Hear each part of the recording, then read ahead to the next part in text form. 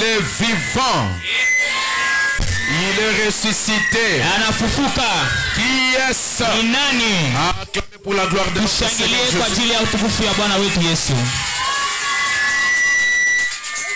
Aujourd'hui c'est le dernier jour. Je vous salue dans le nom du Seigneur Jésus-Christ. Gardons d'abord nos têtes inclinées pendant que le Seigneur est en train de parler.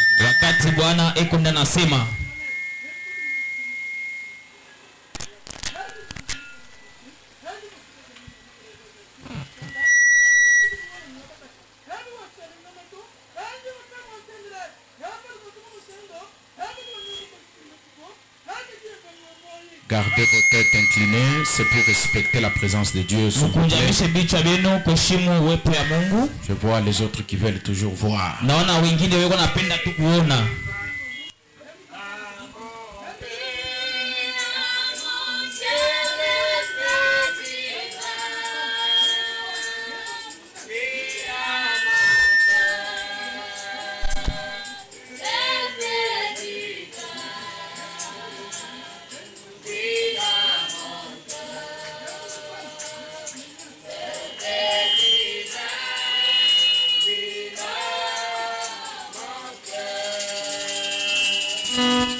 Amen.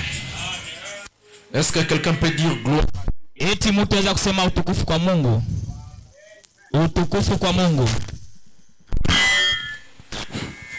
Gloire à Jésus.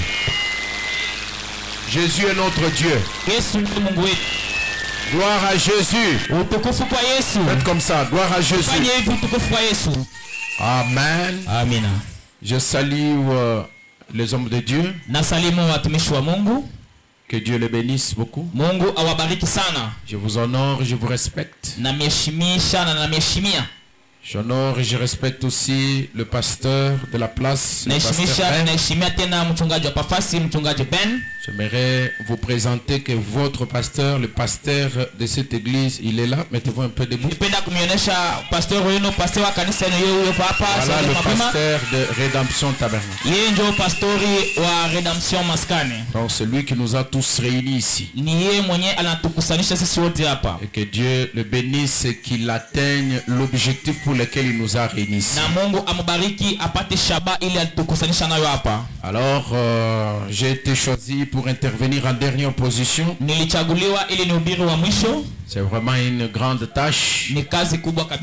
Après que les grands hommes de Dieu sont passés ici, ils ont vraiment balayé tout. Ils sont passés par les terrains. Ils ont vraiment... Donc quand on passe comme ça après les grands hommes de Dieu, on cafouille, on ne sait pas qu'est-ce qu'on peut dire. Mais je compte sur vos prières. Je compte aussi sur les prières des hommes de Dieu. Parce que j'ai été coaché pour jouer en dernier lieu. Alors je pense que le Seigneur va nous permettre de voir Jésus. Si vous êtes disposé, vous allez le voir. Celui qui voit Jésus, c'est celui qui est disposé à le voir. Parce que si vous pensez le voir de la façon dont vous avez toujours pensé le voir, il peut passer juste à côté de vous et vous ne le voyez pas. Qui est malade? Qu'il lève la main. Je vais voir les malades qui sont. Que Dieu vous bénisse. Que Dieu vous bénisse. Qui a un problème au cœur, un problème qui le tourmente, il voudrait voir Jésus dans son problème. Que Dieu vous bénisse tous. Qui est venu pour la première fois dans l'église du message? Levez la main. C'est-à-dire vous êtes un invité. Que Dieu vous bénisse. Voilà. Gloire au Seigneur Jésus. Nous allons d'abord incliner la tête pour prier le Seigneur.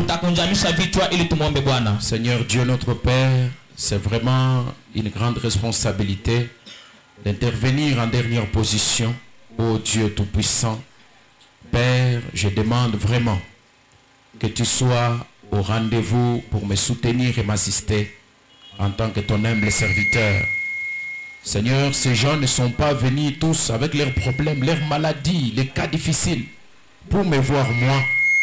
Moi, je vais disparaître, Seigneur, pour te laisser toi, le véritable Dieu que nous adorons, entrer en scène et te laisser voir devant ton peuple. Je m'écarte du chemin et je demande qu'à travers ce petit message de ce soir, ô Dieu notre Père, que la gloire de l'Éternel se répande parmi le peuple et que chacun sorte ici avec une bénédiction. Que chacun sorte ici avec une solution. Que chacun sorte ici avec une guérison. Je te le demande ainsi avec foi dans le nom de Jésus-Christ. Amen. Amen. Dans des moments comme ça, on ne prend pas beaucoup de temps. Nous allons nous tenir debout pour lire la parole. Curieusement, je ne prendrai pas Jean chapitre 12. Je vais entrer directement dans mon sous-thème. Matthieu chapitre 21, verset 1 jusqu'à 7. Lorsqu'ils s'approchèrent de Jérusalem et qu'ils furent arrivés à Bethphagée vers la montagne des Oliviers, Jésus envoyait 2 disciples en leur disant: allez au village qui est devant vous. Vous trouverez aussitôt une ânesse attachée et un anneau avec elle. Détachez-le. Amenez-le-moi. Si quelqu'un vous dit quelque chose, vous répondrez: le Seigneur en a besoin. Et à l'instant, il le laissera aller. Or, ceci arriva enfin que s'accomplisse ce qui avait été annoncé par le prophète. Dites à la fille de Sion: voici ton roi vient à toi, plein de douceur et monté sur un âne, sur un anneau le petit d'une ânesse. Les disciples allèrent et firent tout ce que Jésus avait ordonné. Ils amenèrent l'ânesse et l'anneau, mirent sur eux leurs vêtements et les firent asseoir dessus. Que Dieu bénisse la lecture de sa parole. Le thème central qui avait été donné, c'est: messieurs, nous voudrions voir Jésus. C'est le grec qui s'adresse à un monsieur appelé Philippe. Philippe était parmi les 12 apôtres du Seigneur. Monsieur Philippe, nous voudrions voir Jésus. Et monsieur Philippe va aussi aller appeler un autre monsieur. Son nom c'était André. Et il lui propose le problème qui lui a été soumis. Et les 2 messieurs vont maintenant vers le patron de la scène pour lui présenter la doléance, pour lui dire: il y a ici une couple, il y a ici un dossier, il y a des hommes qui veulent vous voir, ils veulent te voir. Voir, ça fait intervenir les yeux. Ils veulent te voir. Alléluia. Ils ne veulent pas entendre parler de toi, mais ils veulent te voir. Et quand ils ont présenté la coupe à Jésus, Jésus a commencé à parler de la multiplication. Pas de la soustraction, pas de la division, mais de la multiplication. Est-ce que nous sommes ensemble? Est-ce qu'il y a des gens qui connaissent la multiplication ici? Jésus dit: Moi je suis une seule grain. Mais il faut que ces grains soient enterrés et qu'au moment de la résurrection, ces grains ne soient pas seulement un. Qu'il n'y ait pas seulement un seul Jésus, mais que le Jésus qui est ici puisse se multiplier. Et la multiplication a eu lieu pour la première fois le jour de la Pentecôte. Nous avons vu 120 Jésus se multiplier à partir d'un seul Jésus. C'est ça la réponse à la coupe qui avait été amenée par les deux messieurs. Alors moi, je vais prendre un sous-thème dans ce grand thème. Il y a une coupe ici, Seigneur. Amen. Amina. Il y a une coupe ici, Seigneur. Gloire au Seigneur Jésus. Une coupe, c'est une coopérative. C'est une association. Donc c'est un travail d'ensemble. Au Congo Kinshasa, c'est devenu la corruption. Le dictionnaire parle de ça. Disons dans tous vos dictionnaires, vous allez, on a mis entre parenthèses, on dit Congo Kinshasa. Cop, ça veut dire corruption. Quelque chose dans lequel je trouve et toi aussi tu trouves. Mais cop vient du mot coopérer. Coopérer, ça veut dire opérer conjointement. Opérer de manière conjointe. C'est-à-dire collaborer. Amen. Amina. Et Dieu a une coupe. Il ne peut pas travailler seul dans cette coupe. Pour que ça soit une coupe, il faut qu'il y ait une coopération. Il faut qu'il y ait la multiplication. Jésus a besoin des autres corps. Afin que ça s'appelle coupe. Parce que Jésus a besoin de commissionnaires. Jésus a besoin de gens qui peuvent travailler ensemble avec lui. Je vais entendre un amen Dieu. Nous ne sommes pas dans une mort ici. Nous sommes dans une maternité. Pas une petite maternité. C'est dans la maternité de la vie éternelle. La plus grande maternité, c'est l'église. Parce que c'est dans l'église qu'il y a la vie éternelle. C'est dans l'église qu'il y a la solution. C'est dans l'église qu'il y a l'émotion. C'est dans l'église qu'il y a le mouvement. C'est différent d'une mort.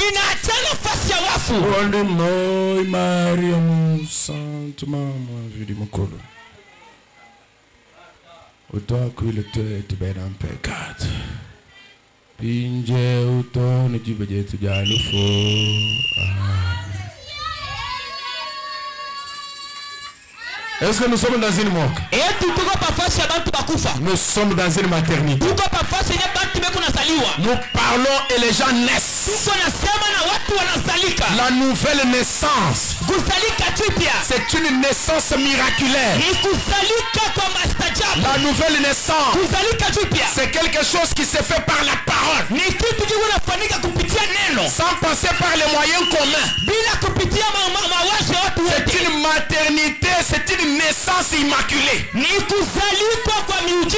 Alléluia. Alléluia. Alors nous voyons Jésus. Il a un travail à faire. Il a un grand boulot à faire. Il a un dessein accompli. Mais il doit donner une commission. Il doit se multiplier. Parce que dans le seul corps de Jésus, il ne pouvait pas être en même temps en mouvement à Kabekamoang, à Lubumbashi, en Colosie et partout. Mais Jésus, pour le voir, il dit il faut que je me multiplie. Lorsque je serai mis en terre, la résurrection, après ça, je vais me faire voir. Messieurs, nous voudrions voir Jésus.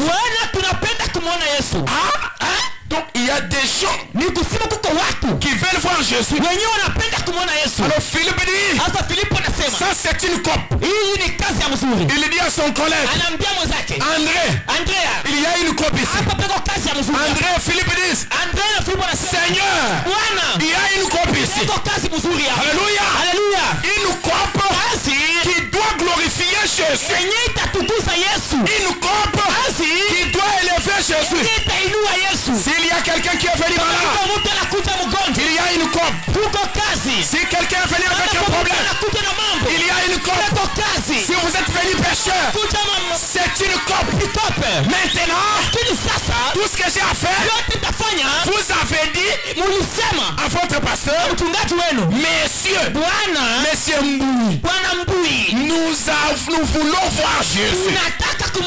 Vous avez dit au pasteur Ben, Monsieur Pasteur Ben, nous voudrions voir Jésus. Pasteur Ben est venu. Il a dit aussi à un André. Il a dit à un Richard. Maintenant nous tous ensemble, nous vous amenons cette coupe devant Dieu. Ça veut dire, je ne voudrais pas ce soir faire des bruits inutiles. Je voudrais que vous ayez la foi. Vous direz amen à la prédication. Mais derrière cet amen, dégagez la foi. Et la foi que vous dégagez va rencontrer la foi propre de Dieu.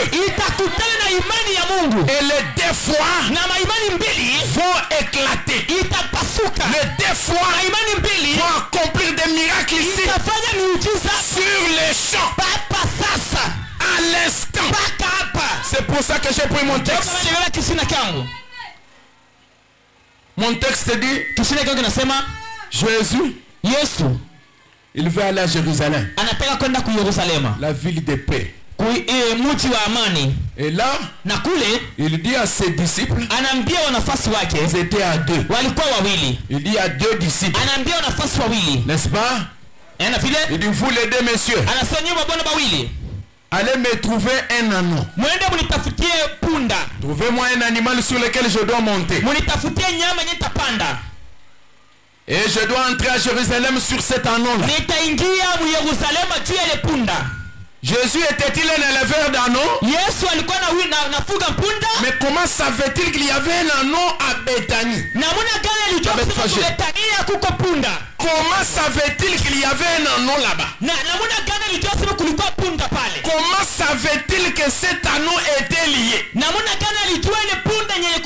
Comment savait-il que l'homme de l'anneau devait poser la question à ces deux messieurs? Jésus, il est le grand patron. Notre Jésus, il a des drones partout. Et ces drones, ce sont des prophéties. Ces drones, ce sont les discernements. Ces drones, ce sont des messages divins. Il connaît votre problème. Il connaît là où tu es. Quelqu'un peut-il dire un amen? Un amen de foi. Il dit, allez là-bas. Détachez-les. Détachez-les. C'est un mot qui est utilisé dans l'originalité. Ça s'appelle parerekomia. Ça veut dire détachez-les, délivrez-les. Est-ce que je peux ajouter quelque chose? Guérissez-les. La Bethanie où il se trouve. Allez seulement dans la maison de la maladie là. Pénétrez là-bas. Détachez-les. Je vous donne le pouvoir. Si le sorcier s'élève et qu'il vous pose la question, où est-ce que vous allez? Répondez, votre les maîtres en a besoin. Les maîtres en a besoin. Jésus a besoin de toi ce soir. Si tu n'as pas encore pris la parole, si tu entends le nom de Branham, ne sois pas scandalisé. C'est le maître qui a besoin de toi. C'est le maître qui te cherche. Le maître en a besoin. Et il va vous laisser partir. C'est un mot de passe. C'est un code. Le maître en a besoin. Oh, je suis fâché ce soir contre les démons qui vous tourmentent. Je suis fâché ce soir contre les puissances maléfiques qui vous lient ce soir. Au nom de Jésus, pendant que je parle, ces démons-là doivent vous lâcher. Au nom de Jésus, cette maladie-là, pendant que je parle, si vous n'êtes pas attentif, je risque de terminer et vous vous attendez qu'on aille jusqu'à 1 heure. Mais pendant que je parle, si tu as la foi, maintenant là, à l'instant, votre maladie doit quitter.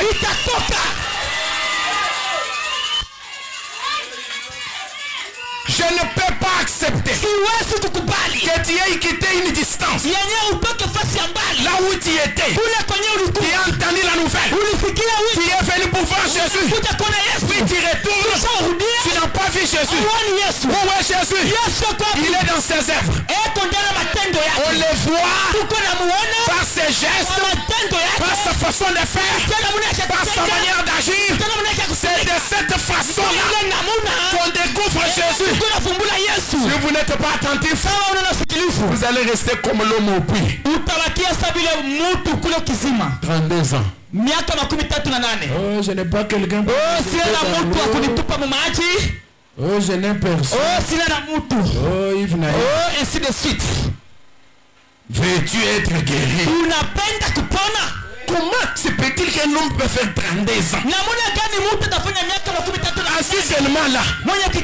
Les autres fois ils l'ont s'ajouté. Ils sont attentifs. Ils se jettent dans l'eau. Ils sont guéris. Mais lui il est là. Une année. 2 ans. Il a compté pour les doigts sont terminés. Même jusqu'au pied. C'est terminé. J'ai mis j'ai déjà fait 2 ans. Ma maladie ici.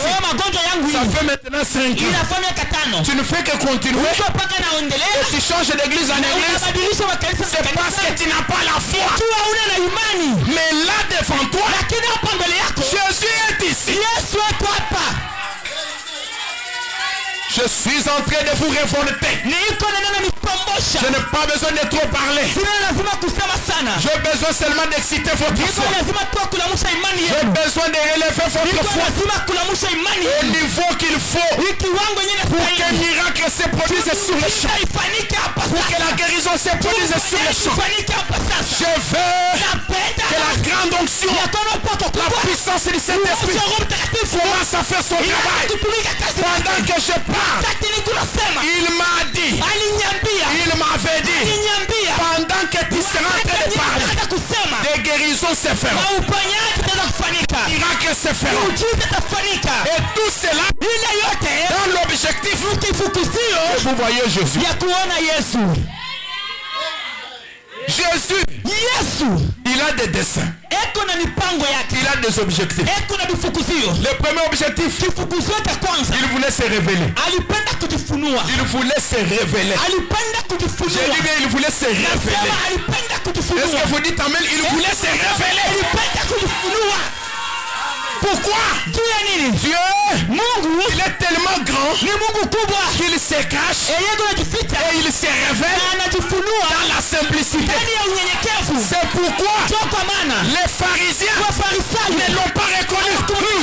Ils ne l'ont pas découvert parce que ils attendaient quelque chose de grand. Ils attendaient quelque chose de tellement grandiose. Les ciels qui s'ouvrent et une voix. Maintenant, j'envoie sur la terre mon fils bien-aimé Jésus. Mais il ne se référait pas aux Écritures. C'est là qu'il s'est caché. Il était écrit que le Messie devait naître par une vierge. Et quand on leur disait, voyez l'enfant de Marie là, c'est ça le Messie. Le fils de Dieu. Le fils de Dieu. Cet enfant là. Laisse des bêtises comme ça. Pourquoi vous jouez comme ça? Vous voulez tisser les gens comme ça? Le bébé ici. Ce petit enfant. Vous savez d'abord comment Marie l'a eu. Joseph a nié cette grossesse.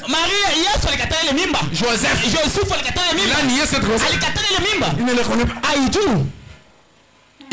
Joseph a dit que ce n'était pas sa grossesse. Alléluia. Est-ce que quelqu'un est avec moi? Amen. Mais là dans ce petit enfant s'est trouvé Jéhovah. Le Jéhovah de l'Ancien Testament était dans ce petit corps. Alléluia. Est-ce que je suis près de quelqu'un qui peut recevoir les miracles? Quelqu'un qui peut voir Dieu se révéler devant lui. Dans la simplicité. Ça dépend de ce à quoi vous vous attendez. Quelques années après, on voit un petit homme. Jésus n'était pas costaud. 1m45 ou 1m, je ne sais pas. Il marchait là dans les rues. Petit comme ça. Quand tu ouvrais la bouche, c'est comme si le monde pouvait trembler. C'était la sagesse plus que Salomon. Dieu s'est révélant, s'est cachant et se révélant dans la simplicité. Le deuxième objectif de Dieu, c'était d'avoir la prééminence. C'était d'avoir la prédominance sur l'église, sur le corps des croyants. Alléluia. Ça veut dire son épouse pour vivre parmi les gens. Nous avons un Dieu qui n'est plus au ciel. Dieu n'est plus au ciel. Mais le ciel même, c'est dans un homme. Alléluia. Le ciel, c'est dans un homme. Le ciel, c'est dans l'homme. C'est dans la femme qui reçoit Dieu. Dieu a des objectifs. Parmi ces objectifs, il y a le fait qu'il doit se révéler. Parmi les objectifs, il y a le fait qu'il doit prédominer sur les corps des croyants, sur l'église. Ça veut dire se multiplier. Dieu dans des pagnes, Dieu dans une chemise, Dieu en cravate. Est-ce que quelqu'un peut voir Dieu? Est-ce que quelqu'un peut voir Jésus? Oh, je sens comme si je dois catapulter maintenant. Je sens comme si je suis dans une tempête. Il y a une puissance ici qui peut faire qu'un cadavre puisse s'élever. Il y a une puissance ici qui peut faire qu'un aveugle puisse voir. Si seulement vous pouvez voir, vous pouvez découvrir Jésus. Si seulement vous pouvez découvrir Jésus. Alléluia. Je vous annonce ce soir, Jésus est ici. Jésus est ici. Le charnel commence. Il est où? Il est où? Vous voulez les voir? Vous voulez les voir? Pour bien les voir, il faut les connaître. Il est qui? Il est comment? Il fait quoi? Il agit comment? Il bouge comment? Voilà comment vous pouvez les voir. Quelqu'un peut voir Jésus? J'ai dit, quelqu'un est déjà guéri. J'ai dit, quelqu'un a déjà sa solution. Je vous dis, nous avons un Dieu qui est capable de créer l'argent dans vos poches. Maintenant, si vous le voulez, et si vous avez la foi, recevez cela. Alléluia, alléluia, exacte vérité. Alléluia. À partir du néant, Dieu, dans cet âge, il dit à un homme, prononce la parole. Cet homme-là se forme. Les écureuils vont paraître. Du néant. Du néant. Vous dites, mais je n'ai pas un bon travail. Je n'ai pas de moyens. Je n'ai pas un capital. Du néant. Où est le troisième point? Où est le troisième point? Oh Seigneur, il y a une coupe ici. Il y a une coupe ici. Quelqu'un veut voir Jésus. Quelqu'un veut voir Jésus se révéler. Quelqu'un veut voir Jésus avoir la prédominance. Pénétrer dans son corps. Troisième objectif. Jésus avait pour objectif de rétablir les royaumes dans sa position correcte. Quelle est cette position? C'était la position dans laquelle Adam était. C'est l'avenir. L'autorité suprême. Ça veut dire la prédominance. Ça veut dire la supériorité sur la nature. Est-ce que quelqu'un peut dire amen de foi? Un amen de foi. Qu'est-ce que Dieu voulait? Il voulait que l'homme retourne en Éden. Il voulait que l'homme soit capable de commander les montagnes. Il dit, si tu as la foi, tu peux dire à cette montagne, déplace-toi de là et jette-toi dans la mer. Jésus est intéressé à toute coupe qui va dans ce sens. Alors ce soir, il y a quelqu'un qui veut recevoir le Saint-Esprit. Vous pouvez le recevoir pendant que je parle. Au nom de Jésus, que le ciel s'ouvre. Recevez le Saint-Esprit. Au nom du Seigneur Jésus-Christ.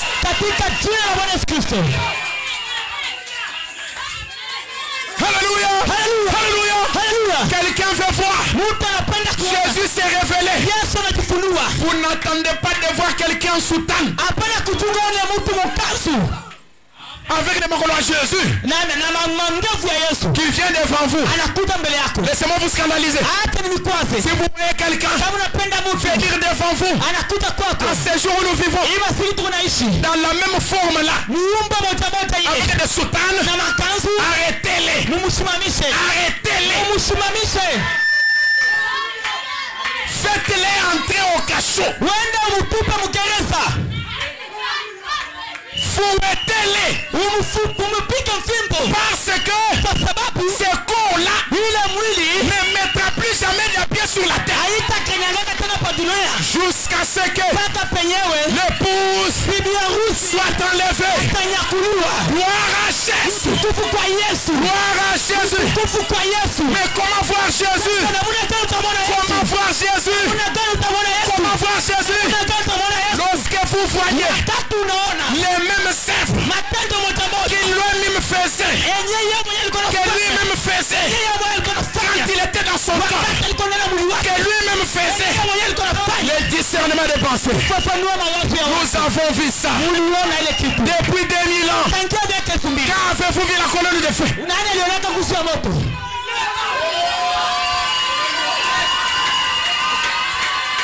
Vous qui êtes des nouveaux, laissez-moi crier très fort. Le message de cet homme est la seule et l'unique vérité. J'ai vu Dieu. Alléluia. J'ai vu Dieu ressusciter des cadavres. Au pluriel. Est-ce que vous dites amen à ça? J'ai vu Dieu. Alléluia. Guérir des malades les plus difficiles. J'ai parlé comme je parle. Il y avait plusieurs personnes. Ça se fait beaucoup. Et je parlais. Et Dieu est en train de guérir. Et quand j'ai terminé, j'ai dit qu'il a été guéri. Beaucoup de témoignages.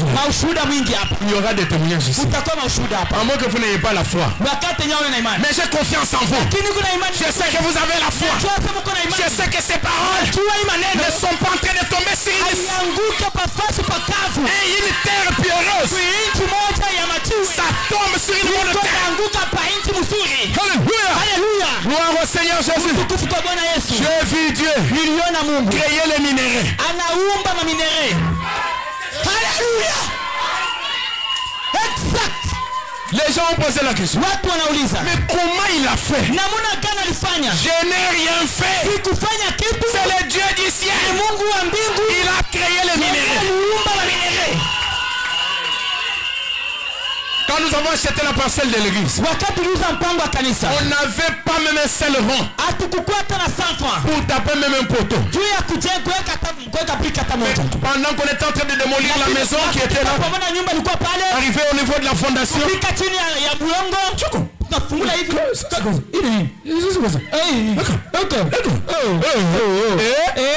c'est les minéraux ni produits. J'ai dit, bien. Alléluia. Créez ça. Créez ça. On a tapé la clôture. On a commencé à creuser. On crée. Beaucoup. Il y a des gens qui sont témoins. Il y a des gens qui ont créé ça dans la parcelle de notre église. Dieu peut créer. On crée. On achète le toile. Le ciment. C'est la construction. Les gens pensent, mais c'est ça. Ils sont comment? Ils viennent d'arriver ici seulement maintenant. Même si votre ennemi se fâche contre vous, Dieu a une mission. Dieu a une mission. Rédemption tabernacle. Vous achèterez la parcelle. Oh, je mets ça très loin. Je vais le dire autrement. Rédemption tabernacle. Vous avez déjà une parcelle.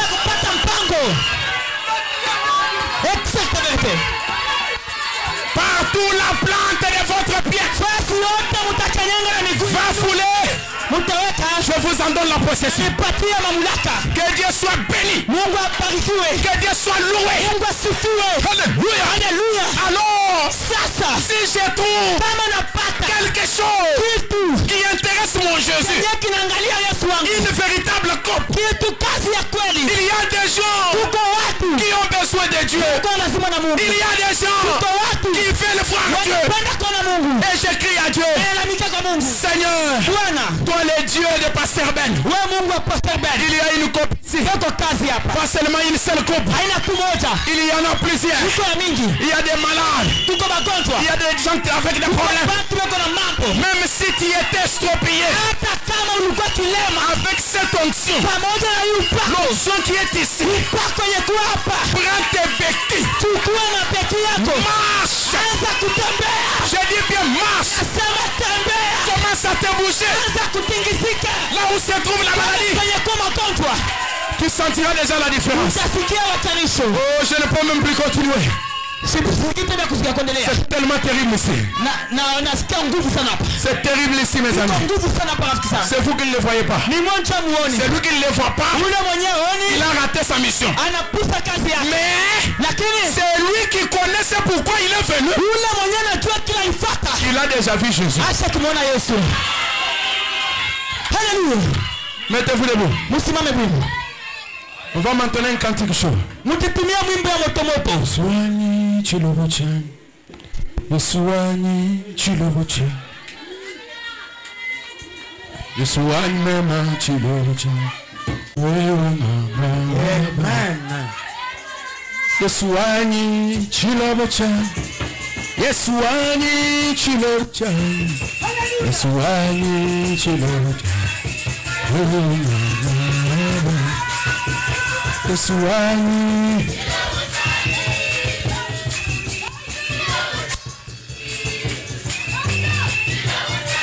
J'aimerais dire ceci. Attendez. Laissez-moi dire ceci. Ici, Dieu parle.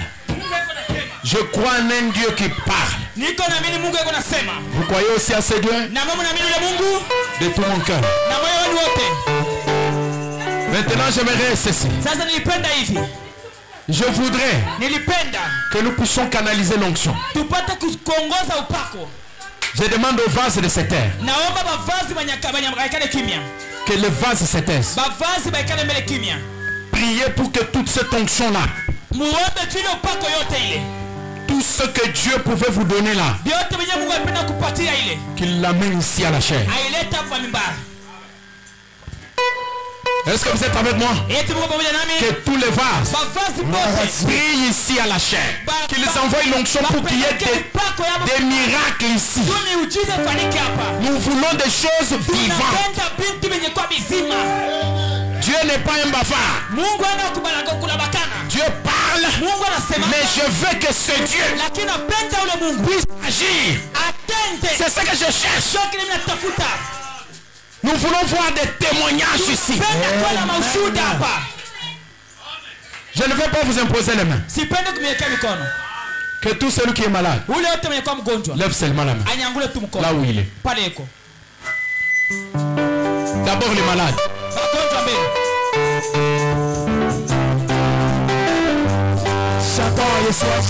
Les hommes de Dieu vont prier pendant que je fais cette prière pour vous.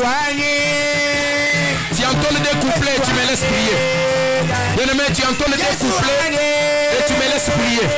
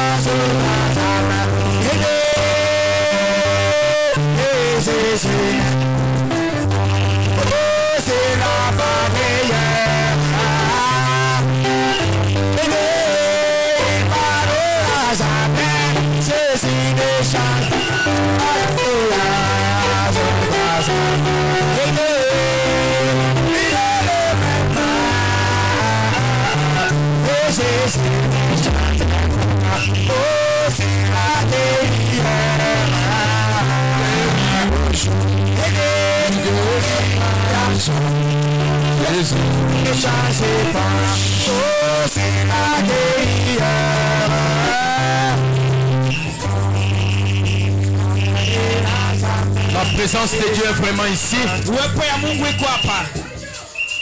C'est lui qui sent qu'il doit toujours passer pour qu'on lui impose la main. Il va passer. Ici nous créons deux couches de gens. Les juifs et les gentils. Les juifs, ils veulent l'imposition de main. Les gentils, ils vont croire à la prière. Ok. Donc chacun se sent libre de la façon dont il sent que sa foi peut se déployer. Et pour ceux qui sont dans les bancs, qui croient que si je prie, leur maladie va s'envoler à l'instant. Il faut simplement rester là où ils sont et lever la main et mettre une autre main sur le cœur. Je vais prier et le Saint-Esprit va les guérir. Ceux qui veulent, on les impose la main, ils vont passer et ils vont être imposés la main.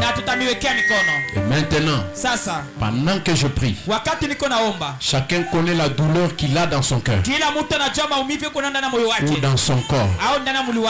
Vous faites attention parce que vous allez sentir un feu. Vous allez sentir une fraîcheur. Vous allez sentir un vent. Soyez très attentifs. Et si vous sentez ça, c'est le signe de votre guérison. Est-ce que vous êtes prêts maintenant? Fermez les yeux. Soyez respectueux. Je vais prier le Seigneur. Dieu Tout-Puissant, Créateur de toutes choses, donateur de tout don excellent. Il y a une coupe ici. Les gens sont malades. Les gens ont des problèmes. Et toi, tu as la véritable puissance pour les guérir. Parce que je crois que tu es ressuscité des morts.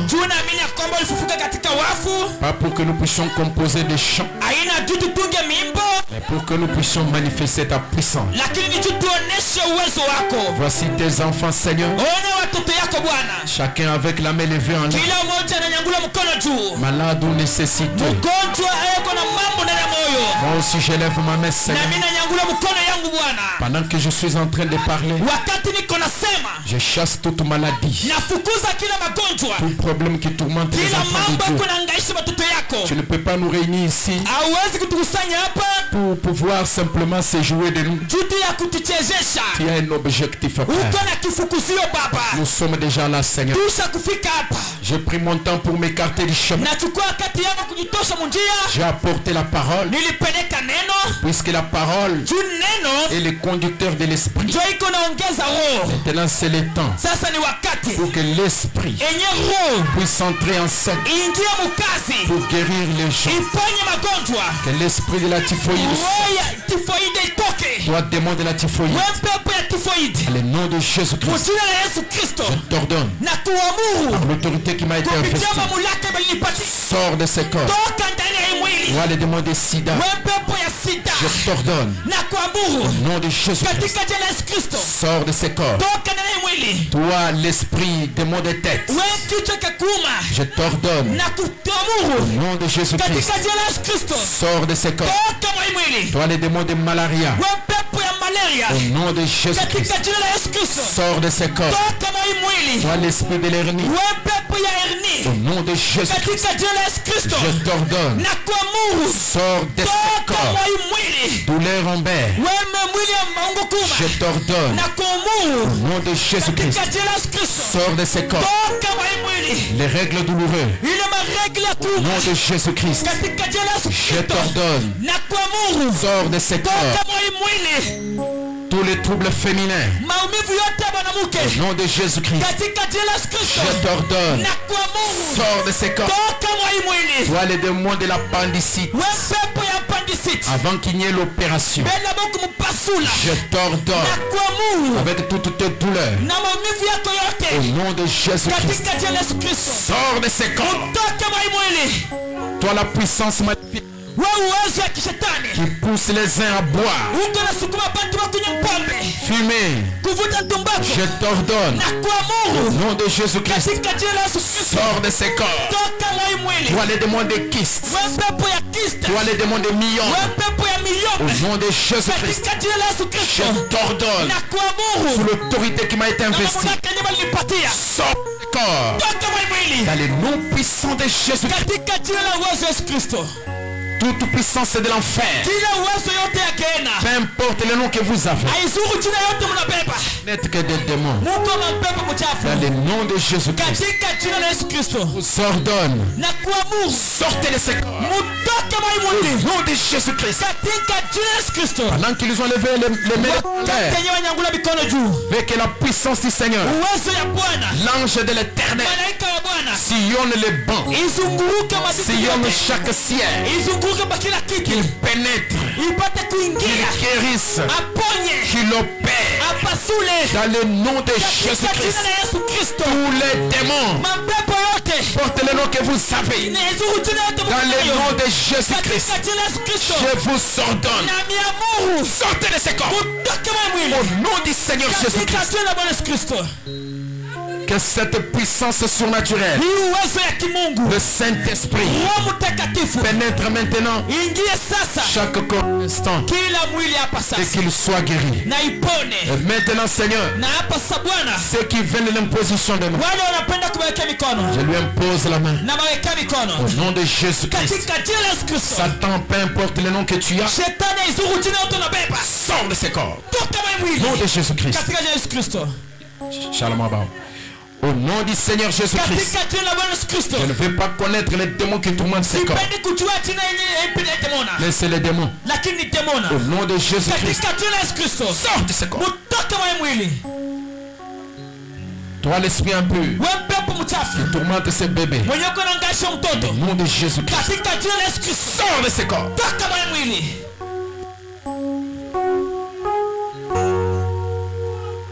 La route du ciel, nouvelles hauteurs, chaque jour je gagne sur mon chemin, j'ai pu toujours, place-moi Seigneur, au lieu plus.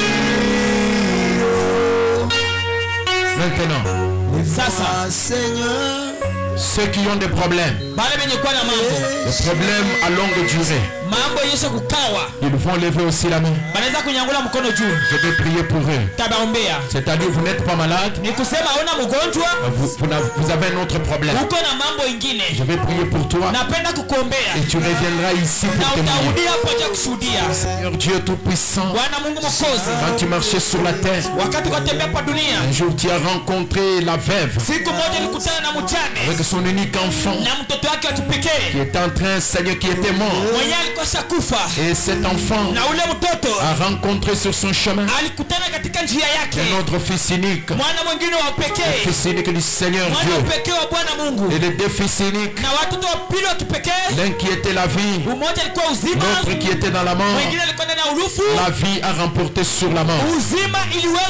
Ce soir, Seigneur, pour celui qui est mort, pour celui dont les activités ne marchent pas, pour celui qui a des difficultés dans la vie, par l'autorité du Seigneur Jésus, j'ordonne que ce problème soit résolu dans le nom de Jésus-Christ.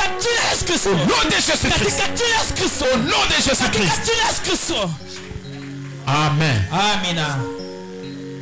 Maintenant, pendant que vous êtes ok, vous pouvez vous asseoir d'abord. Celui qui était malade et qui a vu la main de Dieu, ne partez pas d'abord. Ceux qui partent, attendez. Que celui qui était malade, qui avait une douleur, se secoue d'abord là où il y avait la douleur. Secouez là où il y avait la douleur. Bougez là où il y avait la douleur. Ne soyez pas distraits. Essayez cette douleur là. Et vous allez vous rendre compte qu'elle est déjà partie. Qui a senti que Dieu l'a guéri? Il lève la main. Que Dieu te bénisse, ma soeur. Que Dieu te bénisse. Que Dieu te bénisse. Que Dieu te bénisse. Que Dieu te bénisse. Que Dieu te bénisse. Que Dieu te bénisse. Vous avez senti la guérison. Vous qui avez eu la guérison, mettez-vous d'abord debout. Je vais vous voir. Vous qui êtes guéri, mettez-vous debout. Que Dieu te bénisse, mon frère. Que Dieu te bénisse, ma soeur. Que Dieu te bénisse, ma soeur. Que Dieu te bénisse, ma soeur. Restez debout, restez debout. Restez debout. Ma soeur là-bas, tiens-toi debout. Restez debout. Vous qui avez eu, vous avez senti la différence, mettez-vous debout. Soyez debout. Maman, tu as l'enfant, mais tiens-toi debout. Si tu peux le confier à quelqu'un, ça va. Que vous qui avez senti la guérison, avancez d'abord ici. Avancez ici.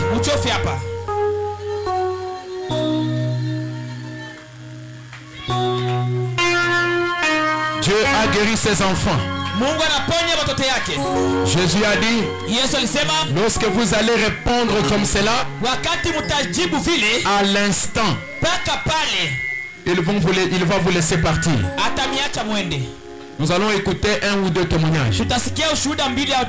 Mais vous avez vu que Dieu a guéri ces gens. Vous avez vu que Dieu a guéri ces gens. Et vous êtes témoin de vos propres yeux. N'avez-vous pas toujours vu Jésus? Qui a vu Jésus? J'ai l'impression qu'il y a beaucoup de gens qui n'ont pas vu Jésus. Mais si nous voudrions voir Jésus, qui a vu Jésus? Oh, c'est grave. Tout le monde ici devrait voir Jésus. Mais ce qui vient de se passer là, c'est Jésus, non? Qui a fait ça. Maintenant, on reste qui sont là-bas. Veuillez incliner la tête. Je vais vous parler quelque chose. Dans 1 ou 2 minutes. Si vous êtes ici pour la première fois, parmi les guéris, ou parmi ceux qui sont restés dans les bancs,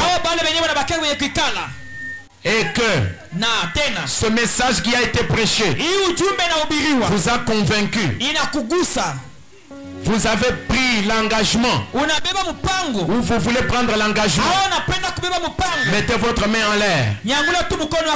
L'engagement de suivre le Seigneur Jésus-Christ. Mettez votre main en l'air, s'il vous plaît.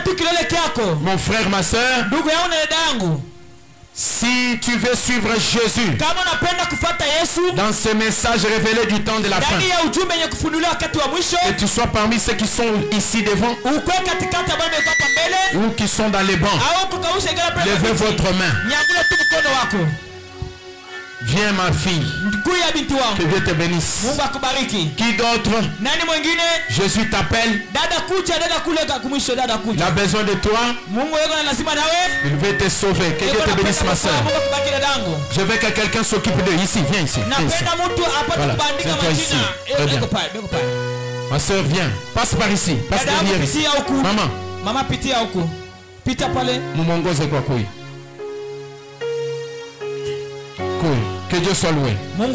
Tiens-toi ici. Qui d'autre veut donner sa vie à Jésus? Levez votre main. Ne décevez pas Jésus. Levez votre main. Si vous voulez offrir votre vie à Jésus, venez ma soeur. Tu n'es pas trop enfant pour ne pas suivre Jésus. Tiens-toi là-bas. Qui d'autre veut s'ajouter? Tu as déjà écouté. Que Dieu te bénisse ma soeur. Venez ma fille. Que Dieu te bénisse. Gloire au Seigneur. Tiens-toi là-bas. Quelqu'un d'autre veut-il encore s'avancer? Que Dieu te bénisse ma fille. Viens. Gloire au Seigneur. Tiens-toi ici. Quelqu'un d'autre peut-il s'ajouter encore? Je vais compter de 5 à 0. Avancez pendant que je compte. Qui d'autre veut donner sa vie à Jésus? Qui d'autre veut donner sa vie à Jésus? C'est un moment très solennel et très important. Ce n'est pas un moment de blague. Quelqu'un veut-il donner sa vie à Jésus? Qu'il lève la main. Levez la main s'il vous plaît. Nous voulons gagner le temps. Qui veut donner sa vie à Jésus, être baptisé dans le vrai baptême au nom de Jésus-Christ? Même si vous avez été baptisé, mais vous avez peut-être été mal baptisé.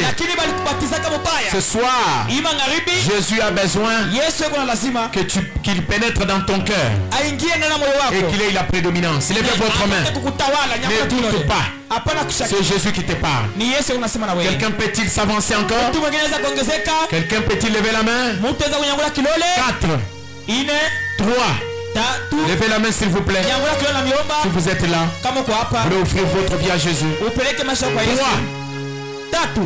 Si tu fais passer ce temps, ça peut être ton dernier moment. 2.